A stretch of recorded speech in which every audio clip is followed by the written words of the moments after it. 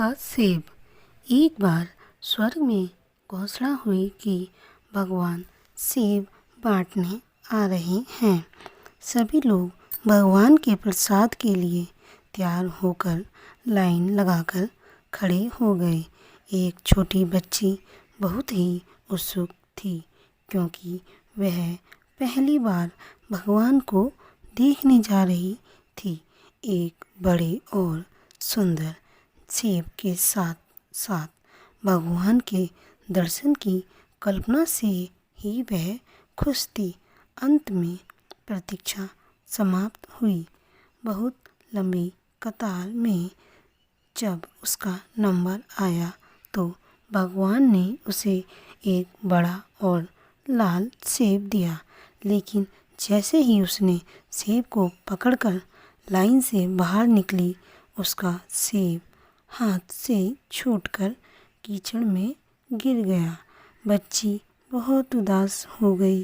अब उसे दोबारा से लाइन में लगना पड़ेगा। दूसरी लाइन पहली से भी बहुत लंबी थी, लेकिन कोई और रास्ता नहीं था। सब लोग ईमानदारी से अपनी बारी बारी से सेब लेकर जा रहे थे। अंततः वह बच्ची फिर से लाइन में लगी और अपनी बारी की प्रतीक्षा करने लगी। आधी कतार को सेब मिलने के बाद सेब खत्म होने लगे। अब तो बच्ची बहुत उदास हो गई। उसने सोचा कि उसकी बारी आने तक तो सेब सब खत्म हो जाएंगे, लेकिन वह ये नहीं जानती थी कि भगवान के भंडार कभी खाली नहीं होते।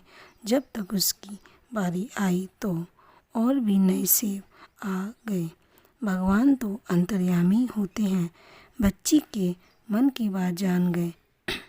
उन्होंने इस बार बच्ची को सेब देकर कहा कि पिछली बार वाला सेब एक तरफ से सड़ चुका था, तुम्हारे लिए सही नहीं था, इसीलिए मैंने ही उसे तुम्हारे हाथों से गिरवा दिया था।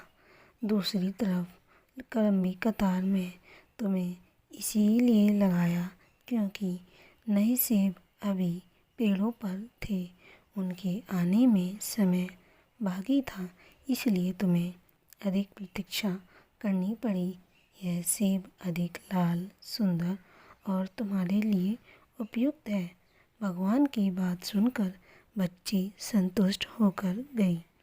इसी प्रकार यदि आपके किसी काम में विलंब हो रहा है तो उसे भगवान की इच्छा स्वीकार करके जिस प्रकार हम अपने बच्चों को उत्तम से उत्तम देने का प्रयास करते हैं, उसी प्रकार भगवान भी अपने बच्चों को वही देंगे जो उनके लिए उत्तम होगा। ईमानदारी से अपनी बारी की प्रतीक्षा करें और उन परमपिता की कृपा के लिए हर पल हर क्षण उनका गुणगान करें।